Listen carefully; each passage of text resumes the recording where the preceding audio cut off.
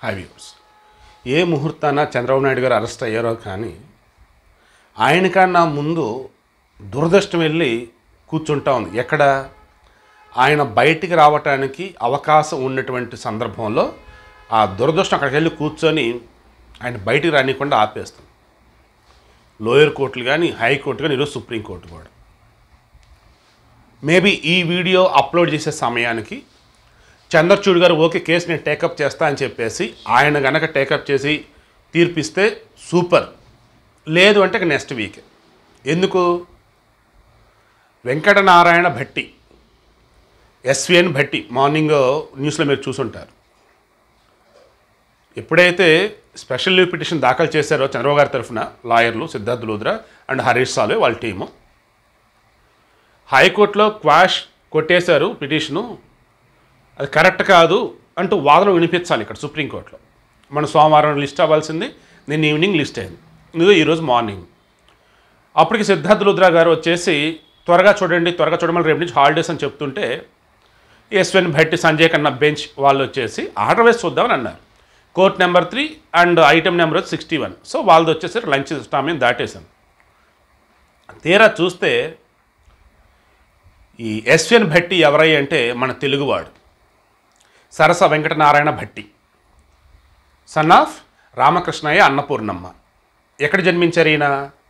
మదనపల్లిలో 1962 మే 6న. ఆయన స్కూలింగ్ అంతా కూడా మదనపల్లిలో జరిగింది. గ్రాడ్యుయేషన్ వచ్చేసి కామర్స్లో చేస్తున్నారు. ఆ తర్వాత బెంగళూరులో వచ్చేసి లా కంప్లీట్ చేశారు. Renukacharya, I think Sadhguru Renukacharya college. ఆ తర్వాత వచ్చేసి ప్రాక్టీసు హైదరాబాద్లో స్టార్ట్ చేశారు 1987. స్టాండింగ్ కౌన్సిల్ సభ్యుల్లో భాగంగా ఈ BHEL, BHPV, Hindustan ship yard and Indian maritime board, ఇలా కొన్ని కంపెనీల తరఫున ఉన్నారు. ఆ తర్వాత చంద్రబాబు గారి టెన్యూర్ వచ్చేటప్పటికి 2000 నుంచి 2003 ఆ సమయంలో ఈయన ఆంధ్రప్రదేశ్ ప్రభుత్వానికి సంబంధించి స్పెషల్ గవర్నమెంట్ ప్లేడర్గా ఉన్నారు. అప్పుడు ఆంధ్రప్రదేశ్ ముఖ్యమంత్రి చంద్రబాబు నాయుడు గారు ఆ సమయంలో గవర్నమెంట్ తరఫున ప్లేడర్గా ఉన్నారు. సరే, ఇక్కడ కూడా ఓకే. ఆ తర్వాత ఏమైంది? 2013లో ఉమ్మడి ఆంధ్రప్రదేశ్ సంబంధించి ఈయన అడిషనల్ జడ్జిగా రిక్రూట్ అయ్యారు. ఆ తర్వాత ఏమైంది? జడ్జిగా కంటిన్యూ అవుతున్న మూమెంట్లోనే రాష్ట్ర విభజన జరిగింది. ఆ విభజన జరిగిన తర్వాత కూడా ఆంధ్రప్రదేశ్ ముఖ్యమంత్రి చంద్రబాబు నాయుడు ఉన్నారు, ఆంధ్రప్రదేశ్ హైకోర్టు జడ్జిగా ఈ ఎస్విఎన్ భట్టి ఉన్నారు. అప్ టు 2019 మార్చి వరకు ఉన్నారు. ఆ తర్వాత కేరళ హైకోర్టుకి పర్మనెంట్ జడ్జిగా వెళ్ళారు. ఆ తర్వాత కేరళ హైకోర్టు జడ్జిగా చేస్తున్న మూమెంట్లోనే రీసెంట్గా కేరళ హైకోర్టు చీఫ్ జస్టిస్గా కూడా అపాయింట్ అయ్యి ఉన్నారు. ఆ తర్వాత రీసెంట్గా వచ్చేటప్పటికి సుప్రీంకోర్టు జడ్జిగా అపాయింట్ అయ్యి ఉన్నారు. సో ఇప్పుడు సుప్రీంకోర్టు జడ్జిగా ఉన్నారు కదా. ఎప్పుడైతే చంద్రబాబు కేసుకు సంబంధించేసి ఈ స్పెషల్ పిటిషన్ దాఖలు చేశారో అది వచ్చేసి చంద్రచూడ్ గారిని రిక్వెస్ట్ చేసిన మూమెంట్లో ఆర్డర్ వైజ్ అన్నారు. ఆర్డర్ వైజ్ చూసుకుంటూ ఉన్నప్పుడు ఈ ఎస్విఎన్ భట్టి, సంజయ్ ఖన్నా వాళ్ళ బెంచ్ మీదకి వచ్చింది. చెక్ చేస్తూ ఎస్విఎన్ భట్టి గారు, చంద్రబాబు నాయుడు గారా, నాట్ బిఫోర్ మీ అన్నారు. నేను కది వేరే బెంచ్ అన్నారు. అంటే నేను వాదించను, నేను వాదనలు వినను, నేను తీర్పు ఇవ్వను అన్నట్టు. ఎందుకు?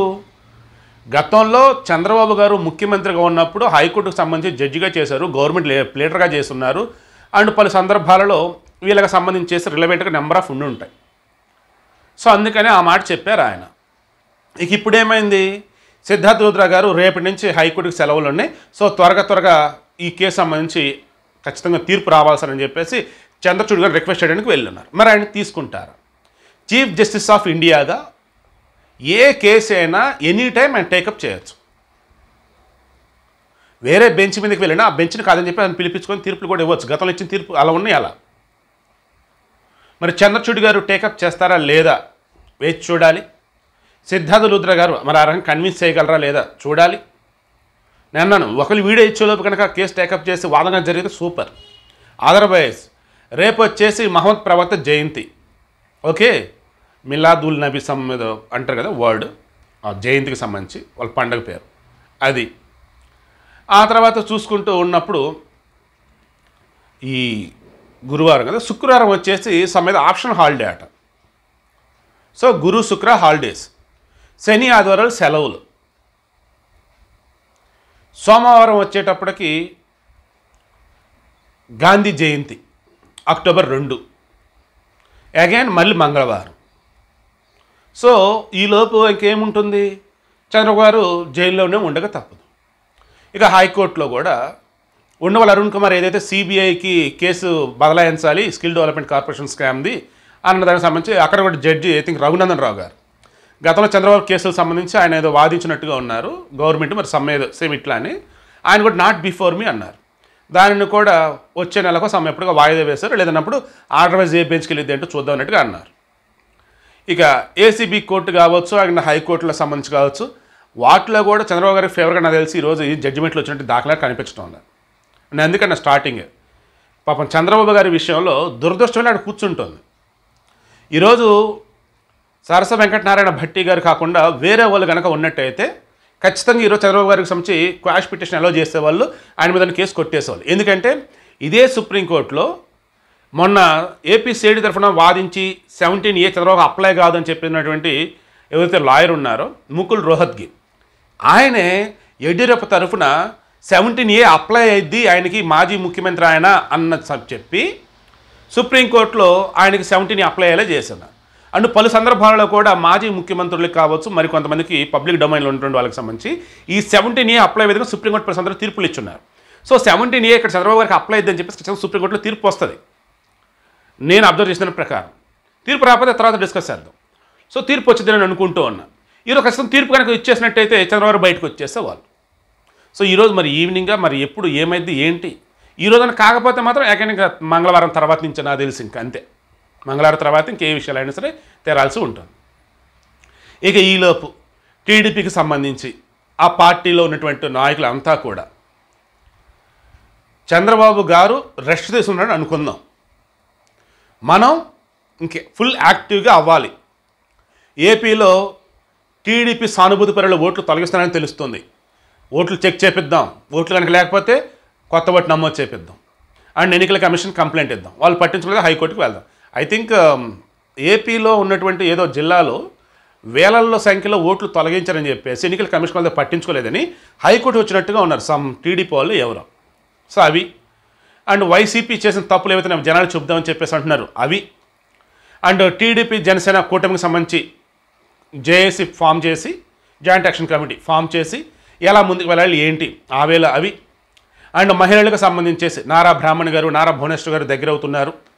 సో అండ్ మోరోవర్ రేపు 29th నుంచి ఈ లోకేష్ గారు కూడా ఆయన పాదయాత్ర స్టార్ట్ చేయబోతున్నారు. కోనసీమ రాజుల దగ్గర ఆగినట్టుంది కదా, అక్కడి నుంచి కంటిన్యూ చేస్తున్నారు. అండ్ త్వరలో వారాహి యాత్ర కూడా ఉంది పవన్ కళ్యాణ్ది. సో వీళ్ళంతా ఇలా సిద్ధమవుతారు కదా, మరోపక్క వైసీపీ కూడా సిద్ధమవుతున్నట్టుగా తెలుస్తుంది. త్వరలో జగన్మోహన్ రెడ్డి జనాల్లోకి వెళ్తాడని చెప్పేసి అన్నారు. ఆశీర్వాద యాత్ర మరల ఛాన్స్ ప్లీజ్ అని చెప్పేసి అంటారని చెప్పేసి అంటున్నారు. మొత్తంగా ఏపీ కనుక చూస్తూ ఉన్నట్టయితే డెవలప్మెంట్ యాక్టివిటీసు, కంపెనీలు రావటం, ఉద్యోగాలు ఏమో తెలియదు కానీ మొత్తం రాజకీయం మొత్తం దీని చుట్టూనే తిరుగుతూ ఉంది. బట్ చంద్రబాబు విషయంలో మాత్రం ఈరోజు జడ్జి గారు తెలుగు వారు కనుక కాకపోయినట్టయితే ఇప్పటి తీర్పు వచ్చి దానికి బయటకు కూడా వచ్చేసేవాళ్ళు ఈరోజు ఈవినింగ్ అంటే రేపు కానీ. బట్ సిచ్యువేషన్ అయితే మొత్తం కూడా తేడా కొట్టేసింది.